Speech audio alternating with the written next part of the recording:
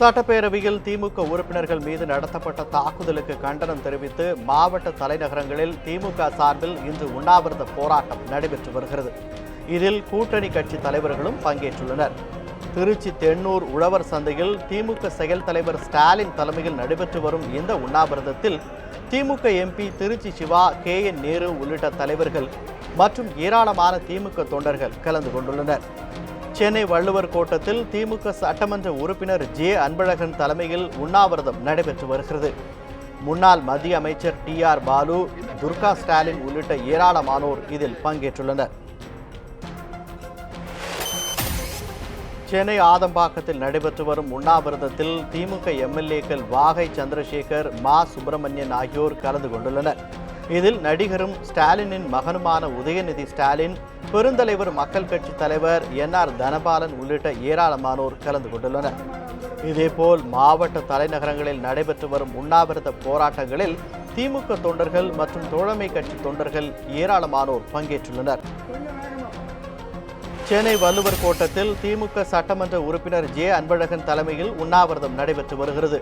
முன்னாள் மத்திய அமைச்சர் TR பாலு, துர்கா ஸ்டாலின் உள்ளிட்ட ஏராளமானோர் இதில் பங்கேற்றுள்ளனர். நம்பிக்கை வாக்கெடுப்பு செல்லாது என அறிவிக்கப்பட வேண்டும், ரகசிய வாக்கெடுப்பு நடத்த வேண்டாம் என்பன உள்ளிட்ட கோரிக்கைகளும் இந்த உண்ணாவிரதத்தில் வலியுறுத்தப்பட்டுள்ளன. சட்டமன்றத்தினுடைய தலைவராக இருக்கின்ற அவைத்தலைவரை நோக்கித்தான் அவர் செய்த தவறுகள் எடுத்துச் சொல்வதற்காகத்தான் இந்த விழிப்புணர்வு போராட்டம் நடந்து கொண்டிருக்கிறது. தமிழகம் முழுவதும் நடக்கிற அவருடைய செயல்பாடுகளை கண்டிப்பதற்காக, அவருடைய செயல்பாடுகள் தவறு, 18ஆம் தேதி நடைபெற்ற அவருடைய செயல்பாடுகள் முற்றிலும் தவறு என்றும், ரகசிய வாக்கெடுப்பு கோரிய எதிர்க்கட்சி தலைவருக்கு நியாயமாக தீர்ப்பு வழங்கப்படவில்லை என்பதை சொல்லுவதற்காகவும் தான் இந்த போராட்டம் நடந்து கொண்டிருக்கிறது. நம்பிக்கை வாக்கெடுப்பின் போது திமுக உறுப்பினர்கள் தாக்கப்பட்டதற்கு கண்டனம் தெரிவித்து காஞ்சிபுரத்தில் திமுக முதன்மை செயலாளர் துரைமுருகன் தலைமையில் உண்ணாவிரதம் நடைபெற்று வருகிறது. இதில் ஏராளமான திமுகவினர் கலந்து கொண்டுள்ளனர். மாறுபட்டாலும் எங்களை போலவர்களுக்கெல்லாம் அவர்தான் நியாயத்தை வழங்கக்கூடிய தலைவர் என்று சொல்லுவார். எனவே இப்படி ஒரு அராஜகத்தை நடத்திய காரணத்தால் தான் நாட்டு மக்களுக்கு தெரிவிக்க வேண்டும் என்பதற்காக இந்த உண்ணாவிரதத்தை நாங்கள் ஏற்பாடு செய்திருக்கிறோம். கோவையில் நடைபெற்று வரும் உண்ணாவிரத போராட்டத்தில் திமுக மற்றும் காங்கிரஸ் கட்சியை சேர்ந்த 2000த்திற்கும் மேற்பட்டோர் கலந்து கொண்டுள்ளனர். கோவை சிவானந்தா காலனியில் திமுக முன்னாள் அமைச்சர் பொங்கலூர் பழனிசாமி தலைமையில் இந்த உண்ணாவிரதம் நடைபெற்று வருகிறது. கட்டாக தூக்கி வந்ததை அனைவரும் ஊடகத்திலே பார்த்திருக்கின்றீர்கள். ஆகவே இப்படிப்பட்ட ஜனநாயக படுகொலையை கண்டித்தும், அதை போலவே இன்றைக்கு ஜனநாயகத்தை குழி தோண்டி புதைக்கின்ற செயலில் ஈடுபட்டிருக்கின்ற சபாநாயகர் அவர்களை கண்டித்தும், மக்களுடைய உணர்வுகளுக்கு மதிப்பளித்து மீண்டும் ரகசிய வாக்கெடுப்பை நடத்த வேண்டும் என்ற வேண்டுகோளை வைத்து எங்களுடைய செயல் தலைவர் அன்பிற்குரிய தளபதி அவர்கள் விடுத்த வேண்டுகோளுக்கு இணங்க இன்றைக்கு இந்த உண்ணாவிரதம் மாபெரும் உண்ணாவிரதமாக மக்கள் எழுச்சியோடு பங்கேற்கின்ற உண்ணாவிரதமாக நடைபெற்றுக் கொண்டிருக்கிறது. சென்னை உயர்நீதிமன்ற தலைமை நீதிபதி பொறுப்பு வகிக்கும் நீதிபதி கூலிவாடி ரமேஷ், நீதிபதி மகாதேவன் அடங்கிய அமர்வு முன்பு இந்த வழக்கு இன்று விசாரணைக்கு வந்தது. அப்போது திமுக சார்பில் ஆஜரான வழக்கறிஞர் சண்முக சுந்தரம் சட்டமன்றத்தில் நடந்த வாக்கெடுப்பு ஜனநாயகத்திற்கு விரோதமானது என்று வாதிட்டார். மேலும் நம்பிக்கை வாக்கெடுப்பிற்கு முன் குதிரை பேரம் நடந்துள்ளதாகவும், அவை காவலர்கள் போல் உடையணிந்து காவல்துறை அதிகாரிகள் சட்டப்பேரவைக்குள் சென்றதாகவும் அவர் குற்றம் சாட்டினார். அப்போது குறுக்கிட்ட நீதிபதிகள் அதற்கான வீடியோ ஆதாரங்களை சமர்ப்பிக்க உத்தரவிட்டு வழக்கின் விசாரணையை வரும் திங்கட்கிழமைக்கு ஒத்திவைத்தனர். ஒவ்வொரு உறுப்பினரையும் தனித்தனியாக பெயர் சொல்லித்தார் வெளியேற்ற வேண்டும். என்மாசிவ் எவிக்ஷன் என்கின்ற வகையிலே அத்தனை உறுப்பினர்களையும் வெளியேற்றி இருக்கிறார்கள். இது குறித்தெல்லாம் நீதிமன்றத்தில் விரிவாக மூத்த வழக்கறிஞர் சண்முக சுந்தரம் அவர்கள் எடுத்து வைத்தார்கள். இவற்றையெல்லாம் கேட்ட நீதிமன்றம், உங்களிடம் இருக்கின்ற வீடியோ ஆதாரங்களை கொடுங்கள், அதன் மீது உரிய நடவடிக்கை நிச்சயம் எடுக்கிறோம் என்று கூறி வழக்கினை திங்கட்கிழமைக்கு ஒத்திவைத்திருக்கிறார்கள். சட்டமன்ற உறுப்பினர்கள் ஒரு தனியார் நட்சத்திர விடுதியில் அடைத்து வைக்கப்பட்டிருக்கிறார்கள்.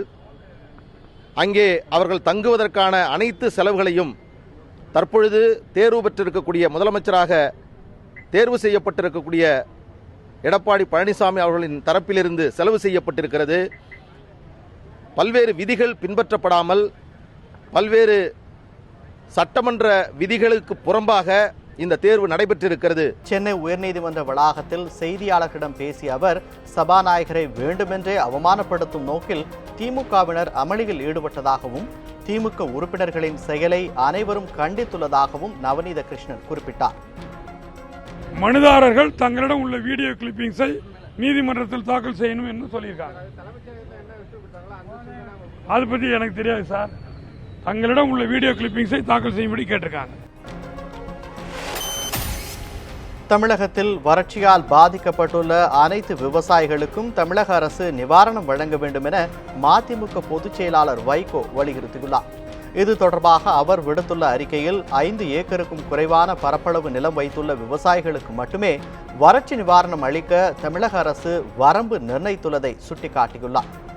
தமிழகம் முழுவதும் 5 ஏக்கருக்கும் அதிகமான அளவு நிலம் வைத்துள்ள விவசாயிகள் லட்சக்கணக்கில் இருப்பதாகவும் அவர்களும் வறட்சியால் கடுமையாக பாதிக்கப்பட்டுள்ளதாகவும் வைகோ குறிப்பிட்டுள்ளார்.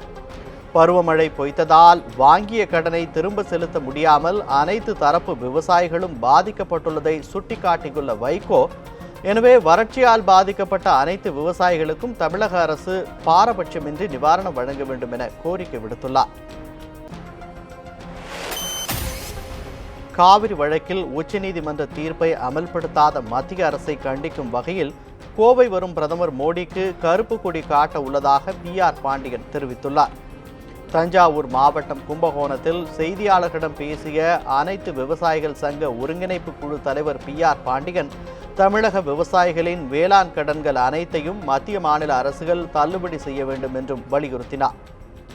விவசாயிகளை பாதுகாக்கப்பட வேண்டும் என்றால் காவிரி நீர் கிடைக்க வேண்டும். காவிரி நீர் கிடைக்க வேண்டும் என்று சொன்னால் நடுவர்மன்ற இறுதி தீர்ப்பின் அடிப்படையில் காவிரி மேலாண்மை வாரியம் காவிரி நீர் பங்கேற்று ஒழுங்காற்றுக் குழு அமைத்திருக்க வேண்டும். உச்சநீதிமன்றம் சொல்லியும் ஏற்க மறுத்த மத்திய அரசினும் மோடி அரசினுடைய அந்த தமிழக விரோத நடவடிக்கையை பொறுத்து கொள்ள முடியாமல் இன்றைக்கு 275க்கும் மேற்பட்ட விவசாயிகள் தற்கொலை செய்து கொண்டிருக்கிறார்கள். இதிலிருந்து விவசாயிகளை மீட்பதற்கு பாதுகாப்பதற்கு உடனடியாக காவிரி மேலாண்மை வாரியம் பங்கேற்று குழு அமைத்திட வேண்டும். திருச்சி மாவட்டம் மணப்பாறையை அடுத்த பொத்தமேட்டுப்பட்டி புனித வியாகுல மாதா ஆலய திடலில் நடைபெற்று வரும் ஜல்லிக்கட்டு போட்டியில் ஏராளமான காளைகள் பங்கேற்றுள்ளனர். புனித நீர் எடுத்து வரப்பட்டு பங்கு தந்தை மூலம் சிறப்பு வழிபாடு செய்த பின் காளைகள் வாடி வாசலுக்கு கொண்டு வரப்பட்டன. முதலில் கோவில் காளைகள் அவிழ்த்து விடப்பட்ட நிலையில் தொடர்ந்து மற்ற காளைகள் அவிழ்த்து விடப்பட்டன. ஜல்லிக்கட்டில் பங்கேற்றுள்ள 400க்கும் மேற்பட்ட காளைகளை அடக்க 300 மாடுபிடி வீரர்கள் களமிறங்கியுள்ளனர். பொத்தமேட்டுப்பட்டியில் 7 ஆண்டுகளுக்கு பின் ஜல்லிக்கட்டு நடைபெறுவதால் ஊர் முழுவதும் விழாக்கோலம் பூண்டுள்ளது. தமிழக அரசின் வறட்சி நிவாரணம் யானை பசிக்கு சோலை பொறி என பாமக இளைஞரணி தலைவர் அன்புமணி ராமதாஸ் விமர்சித்துள்ளார். இது தொடர்பாக அவர் வெளியிட்டுள்ள அறிக்கையில் ஏற்கனவே பன்னீர்செல்வம் வெளியிட்ட அறிக்கையை விட பழனிசாமி வெளியிட்ட அறிக்கையில் சில பத்திகள் கூடுதலாக இருக்கின்றனவே தவிர நிவாரண நிதி உதவி உயர்த்தப்படவில்லை என குற்றம் சாட்டியுள்ளார்.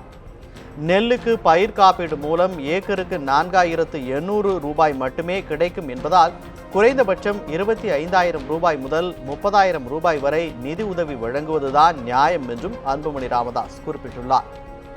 வறுமையின் கொடுமையால் பயிர்களை பயிரிடவே முடியாதவர்களுக்கும் வேலை கிடைக்காமல் பாதிக்கப்பட்ட கூலி தொழிலாளர்களுக்கும் ஒருமுறை நிதி உதவியாக 25,000 ரூபாய் வழங்க வேண்டும் என்றும் அவர் வலியுறுத்தியுள்ளார். கடந்த 4 மாதங்களில் சுமார் 300 உழவர்கள் உயிரிழந்துள்ள நிலையில் அவர்களின் குடும்பங்களுக்கு தலா 25 லட்சம் ரூபாய் வீதம் இழப்பீடு வழங்க வேண்டும் என்றும் அன்புமணி ராமதாஸ் கேட்டுக்கொண்டுள்ளார். தமிழகத்தின் பல்வேறு பகுதிகளில் காலை நேரத்தில் நிலவிய கடும் பனிமூட்டம் காரணமாக வாகன ஓட்டிகள் மிகுந்த சிரமத்திற்கு ஆளாகினர். திருவண்ணாமலை மாவட்டம் வந்தவாசியில் கடந்த 3 தினங்களாக கடும் வெயில் வாட்டி வந்தது. இந்நிலையில் இன்று காலை கடும் பனிமூட்டம் நிலவியது. வந்தவாசி பேருந்து நிலையம் மற்றும் சில பகுதிகளில் காணப்பட்ட பனிமூட்டத்தால் சாலையில் சென்ற வாகனங்கள் முகப்பு விளக்குகளை எரிய விட்டபடி சென்றன. அதேபோல் பெரம்பலூர் மாவட்டத்திலும் திடீர் பனிமூட்டம் காரணமாக வாகன ஓட்டிகள் சிரமமடைந்தனர். காலை 8 மணிக்கு பிறகே அங்கு பனிமூட்டம் குறைந்தது. நாகை மாவட்டம் மயிலாடுதுறை, சீர்காழி உள்ளிட்ட இடங்களிலும் கடும் பனிமூட்டம் நிலவியது. அதே நேரம் மயிலாடுதுறை மாவட்டத்தில் அதிக அளவில் பயிரிடப்பட்டுள்ள உளுந்து பயிர்களுக்கு இந்த பனிப்பொழிவு உகந்தது என்பதால் விவசாயிகள் மகிழ்ச்சி அடைந்துள்ளனர். இந்த முந்தமாரி மூடு பனி பூ பூக்கிற நேரத்தில் பெஞ்சினா இது விவசாயிகள் கெடுதலாகவும் இருக்கும். இப்போ பெய்கிற பனி இந்த விவசாயிகளுக்கு மகசூலை தரக்கூடியதாக இருக்கும். இதேபோல் திருச்சி மாவட்டம் லால்குடி, மண்ணச்சநல்லூர் உள்ளிட்ட சுற்றுவட்டார பகுதியில் இன்று காலை 10 மணி வரை கடும் பனிமூட்டம் இருந்தது. ராமநாதபுரம் மாவட்டம் முதுகுளத்தூர் மற்றும் அதன் சுற்றுவட்டார பகுதிகளில் கடுமையான பனிமழை பெய்தது.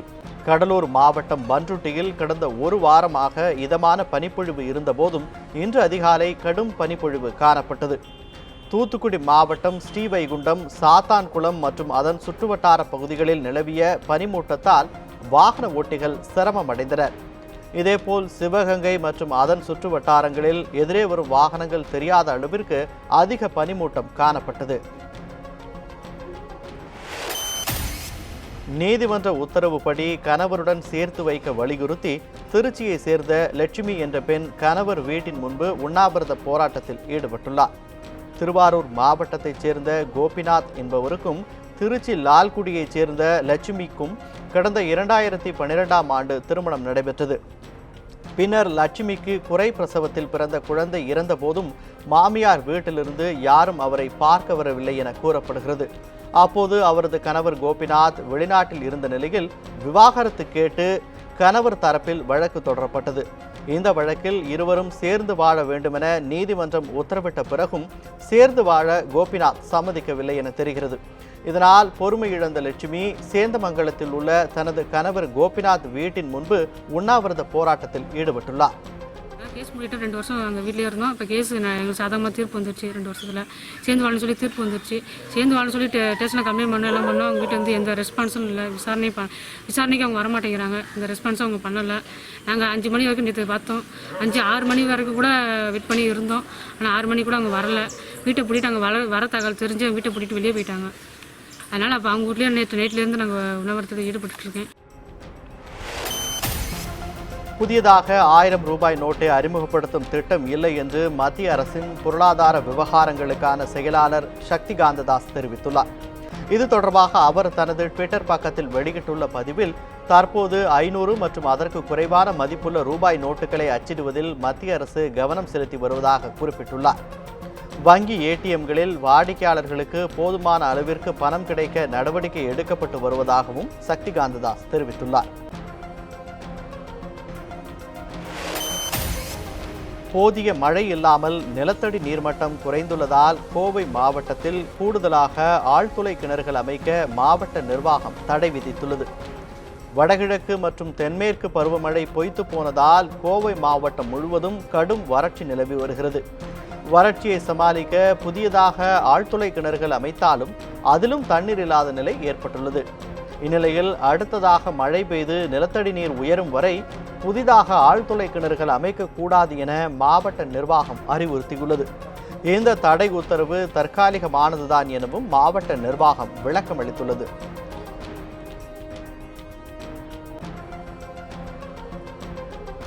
இத்துடன் இந்த செய்தி அறிக்கை நிறைவு பெறுகிறது. அண்மை செய்திகளை தெரிந்து கொள்ள தொடர்ந்து இணைந்திருங்கள் நியூஸ் 7 தமிழ் தொலைக்காட்சியுடன்.